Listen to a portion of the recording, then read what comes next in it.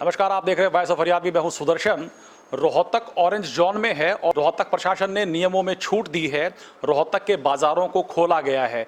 क्या है अब नए नियम और किन नियमों के साथ इन बाजारों को खोला गया है, यह जानते हैं रोहतक के उपायुक्त RS वर्मा से, जिन्होंने पूरी इस योजना का खाका खींचा है। सर, क्या है अब नियम जिनके सहारे इन दुकानों को खोला गया है?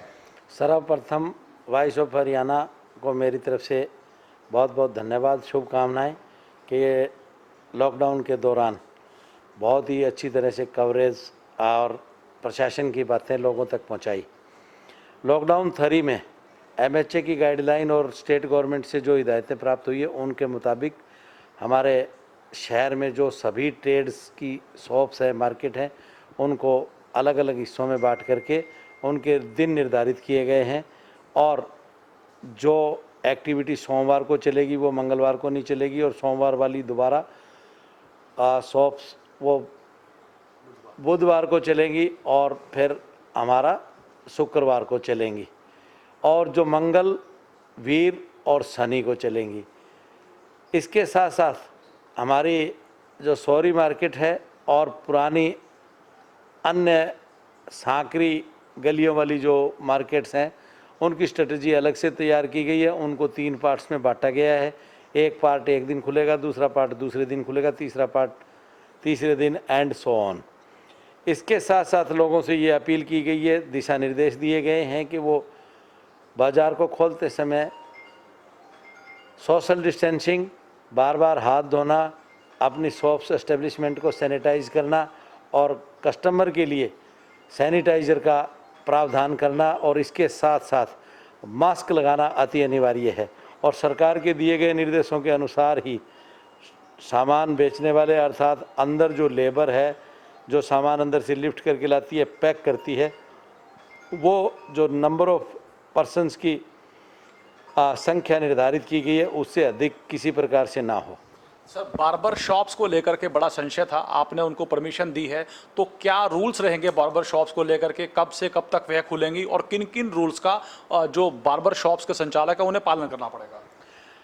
बार्बर शॉप हमने सोमवार, बुधवार, शुक्रवार और संडे को अलाउ किया है। इन दिनों वो अपनी 10 से 5 शॉप्स खोल सकते हैं और शॉप्स खोलते वक्त किसी प्रकार की कोई संक्रमण की संभावना ना रहे, इसलिए जो टॉवल, ब्रश और कपड़ा बार्बर के कार्य के लिए जो प्रयोग में लाया जाएगा वो केवल एक ही बार प्रयोग में लाया जाएगा। और ये निर्देश दिया गया है संभवतः हो सके तो सभी आने वाले ग्राहक ये टॉवल, कपड़ा अपने घर से अपना स्वयं का लाए या अपने लूज कपड़े पहन करके आएँ।